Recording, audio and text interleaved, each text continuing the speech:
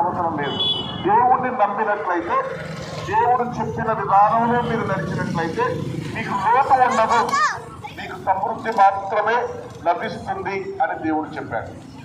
ఇది మాత్రమే కాకుండా దేవుడు మరొక నియమాన్ని ఏర్పాటు చేశాడు. ఆ నియమం ఏంటంటే ప్రతి 7 సంవత్సరాలని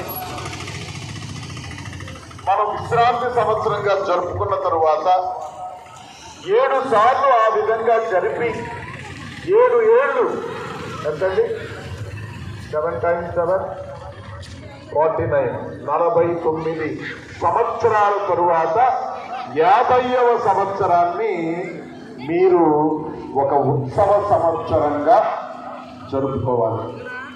ఈ ఉత్సవ సంవత్సరంలో ఏమి జరగబోతుందో నేను చెబుతానన్నాడు దేవుడు.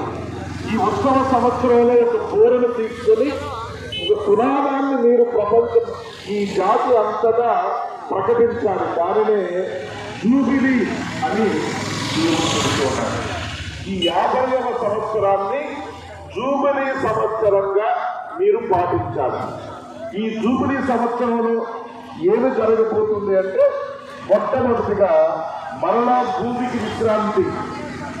49వ సంవత్సరంలో భూమికి విశ్రాంతి, మరలా 50వ సంవత్సరంలో భూమికి